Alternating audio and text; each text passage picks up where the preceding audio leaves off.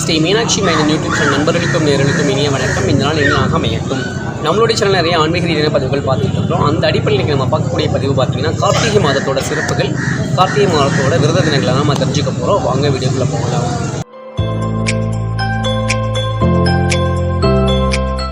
அற்புத கீர்த்தி வேண்டின், ஆனந்த வாழ்க்கை வேண்டின், நற்பொருளுக்கு விதல் வேண்டின், நலமெல்லாம் பெருக வேண்டின், கற்பக மூர்த்தி தெய்வ களஞ்சி முன் சென்று பாரில் பொய்யில்லை கண்ட உண்மை.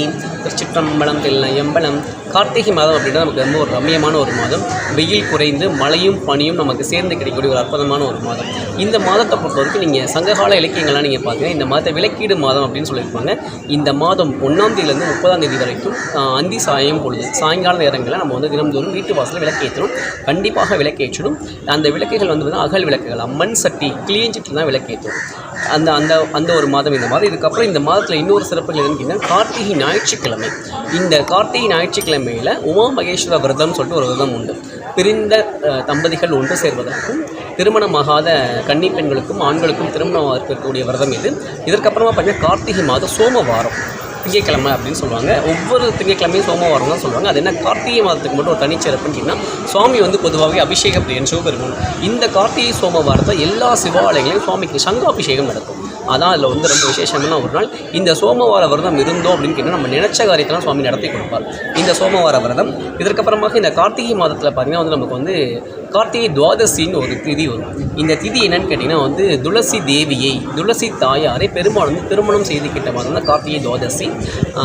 இந்த துவாதசி அன்னைக்கு ஒரே ஒரு துளசி இலையை மட்டும் வைத்து நம்ம பெருமாளை வழிபாட்டோம்னா பெருமாள் வந்து அஸ்வமேத யாகம் செய்த வரை நமக்கு கொடுப்பார். எவ்வளோ பெரிய விஷயம்னு பாருங்கள். அது நமக்கு கிடைக்கக்கூடிய மாதம் கார்த்திகை மாதம். இதற்கப்புறமாக திருவண்ணாமலை மகாதீபம் இந்த கார்த்திகை மாதத்தில் வரும். இந்த கார்த்திகை மகாதீபத்தில் வந்து சிவபெருமான் வந்து திருவண்ணாமலை ஜோதிஸ்வரூபமாக நமக்கு காட்சி கொடுத்தாரு. அதற்கு முதலாக ஏற்றக்கூடிய பரணி தீபம். பரணி தீபம் ஏன் ஏற்றணும், பரணி தீபத்தோட சிறப்புகள் என்னன்னு சொல்லிட்டு அந்த பதிவுகளில் அடுத்த பதிவுகளை நம்ம பார்க்க போகிறோம். பரணி தீபம் ஏற்றதுக்கான காரணம் என்னன்னா நம்மளுடைய எல்லா பாவங்களும் நீக்கி நமக்கு நல்வாழ்க்கை கிடைப்பதற்காக ஏற்றக்கூடிய பரணி தீபம். அதுக்கப்புறமா இந்த மாதத்தோட இன்னொரு சிறப்புகள் கேட்டிங்கன்னா கார்த்திகை அப்படின்னாலே முருகப்பெருமானுக்கு ரொம்ப உகந்த மாதம்.